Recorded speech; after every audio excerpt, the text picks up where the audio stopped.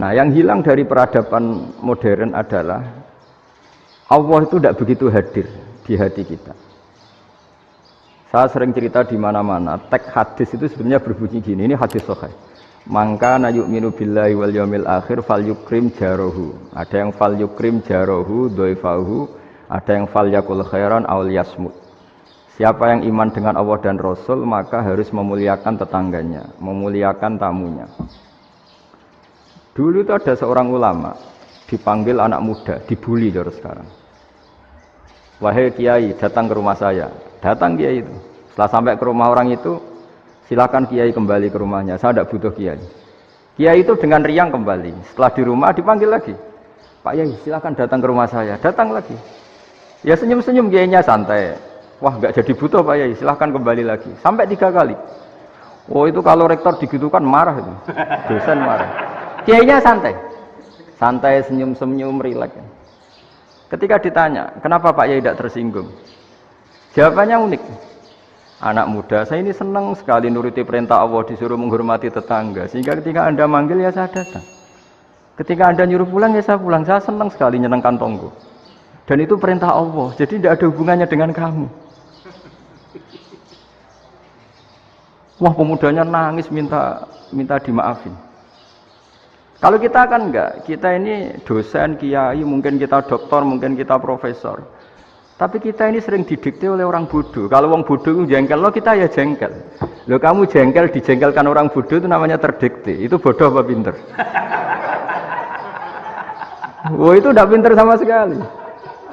Kalau betul-betul kamu pinter, hanya bisa didikte oleh Allah Subhanahu wa Ta'ala. Jadi antara hukum Allah apa? Wa ahsin man asa'a ilaika, berbuatlah baik sama orang yang berbuat buruk sama Anda. Itu dikteannya Allah.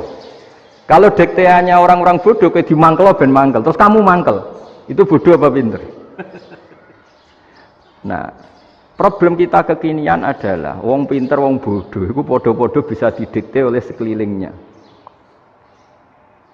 Terus karuan wataknya perempuan seperti itu, wataknya anak-anak seperti itu, kita didikte. Anak-anak jengkelin kita mangkel, berarti kita didikte oleh orang bodoh. Makanya agama itu unik, kadang ngendikan wa ahsin man asa'a ilaika, kadang wasil man qata'aka, sambunglah orang yang memutus kamu.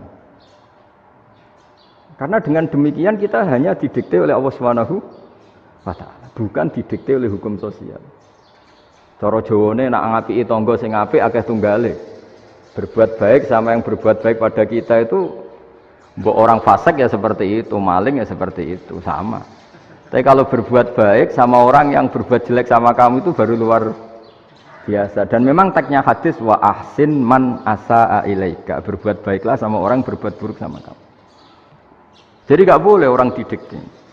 Makanya ngaji di sini diantaranya saya akan cerita dalam sebuah hadis sahih, dalam hadis hasan yang diriwayatkan Imam Tirmidzi, ada kalimat dari Rasulullah SAW. Dawe Nabi, la takunu imma'atan, taquluna in ahsanan nasu ahsanna, wa in zalamu zalamna. Walakin watti'u anfusakum in ahsanan nasu antuhsinu, wa in asa'u alla tazlimu. Kamu jangan jadi orang yang mudah diombang-ambingkan oleh orang sekeliling kamu. Yaitu kamu mengatakan, jika orang baik ke saya akan baik, jika orang buruk ke saya juga akan membalas buruk. Itu namanya Anda didikte. Tapi berkomitmenlah kamu akan berbuat baik meskipun orang lain berbuat buruk. Nah sekarang logika sosialnya begini. Kalau di Indonesia itu ada 1000 kiai, ada 1000 profesor yang ingin membenahi Indonesia. Rata-rata orang awam itu semau gue. Terus mereka mendikte kita.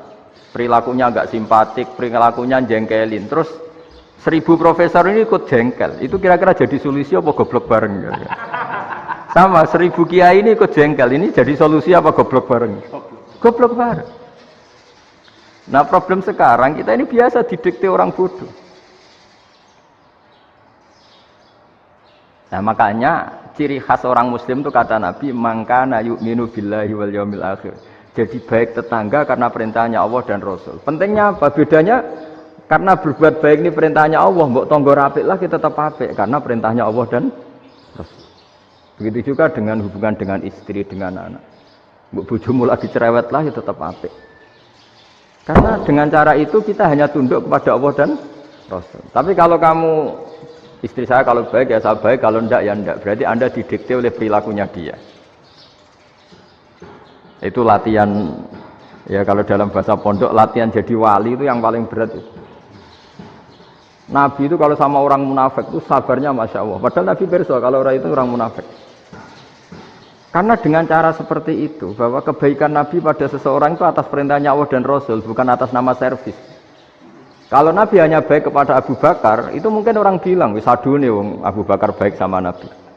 Tapi kalau Nabi baik sama orang munafik, Abdullah bin Ubay bin Salul, itu kalau nggak perintahnya Allah dan Rasul itu nggak bisa. Nah ini cobalah berlatih seperti itu sehingga kita tidak mudah didikte. Ya saya ulang lagi nggak mudah apa? Didikte. Maka di antara kebaikan Allah dan Rasul adalah bahkan orang dolim saja diberi jatah rahmat.